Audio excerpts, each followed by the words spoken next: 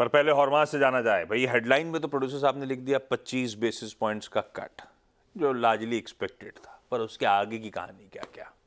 Good morning Ashish. Good morning. आपने कभी daily soap देखा है? कभी टीवी सीरियल देखने का मौका मिला है आपको? बहुत देखें, पहले ऑप्शन ही नहीं होता था। मम्मी के साथ बैठे तो सारे देख डालते। तो उसमें जो एक वो जो बैकग्राउंड म्यूजिक चलता है ना, वो बहुत इरिटेटिंग सा, तो वो एक डेली सोप अब अमेरिका में आने की तैयारी है डोनाल्ड ट्रंप और जेरोम पावेल के बीच में, जिसमें डोनाल्ड ट्रंप सास का रोल करेंगे, जेरोम पावेल बहू का रोल करेंगे।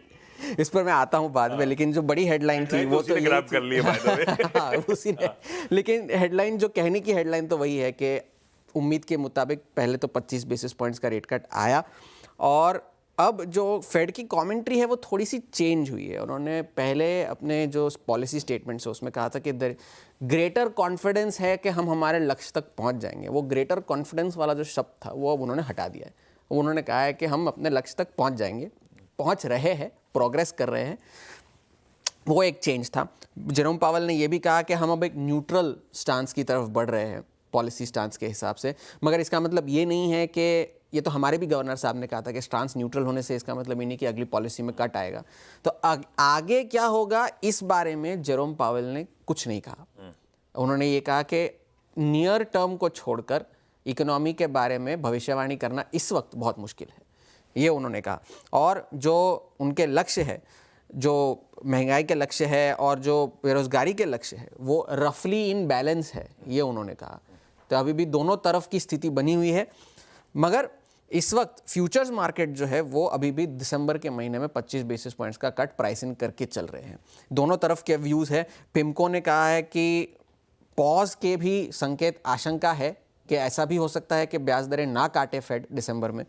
गोल्डमैन सैक्स ने कहा है कि 25 का कट आ सकता है, और कार्सन ग्रुप ने कहा है कि इस वक्त कोई क्लैरिटी नहीं है कि आगे चलकर किस तरह का फेड निर्णय लेगा दिसंबर में। मगर जो बड़ी हेडलाइन, अब जो डेली सोप वाली हेडलाइन थी वो यही थी कि जेरोम पावेल ने, रिपोर्टर्स ने पूछा कि ट्रंप साहब ने कहा है कि अगर उन्होंने ब्याज दरें नहीं काटी तो मैं आपको अपने काम से निकाल दूंगा। तो उनका सिर्फ, आपका उस पर क्या कहना है? तो उन्होंने सिर्फ एक ही शब्द कहा, नो।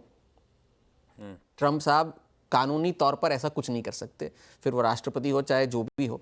कानूनी तौर पर ना तो किसी फेड के बोर्ड के लीडर को, ना किसी गवर्नर को, ना वो डिमोट कर सकते हैं, ना हटा सकते हैं। जब तक कि कोई वैकेंसीज फिल करने का मौका ना आए तब तक वो ऐसा कुछ नहीं कर सकते, ये जेरोम पावेल ने कहा।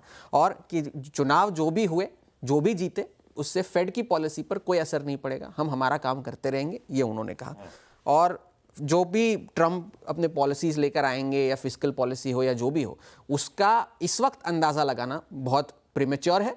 वो तो जब होगा तब हम देखेंगे, ये उन्होंने कहा। इस वजह से कल S&P 500, नैस्डैक में तो ज़बरदस्त उछाल देखने मिला। 49वां रिकॉर्ड हाई S&P 500 का इस साल का। नैस्डैक 19,000 के ऊपर बंद हुआ, लेकिन बैंकिंग शेयरों में कल मुनाफा वसूली देखने मिली। इस वजह से डाउ जोन्स ने कल अंडर परफॉर्म करा, और वॉल्यूम्स अभी भी बहुत ज़बरदस्त है वॉल स्ट्रीट पर। 1,678 करोड़ शेयर कल ट्रेड हुए, जो कि 20 दिनों की एवरेज जो उनकी है उससे 34% ज़्यादा थे। तो अभी भी ज़बरदस्त वॉल्यूम्स पर कारोबार चल रहा है।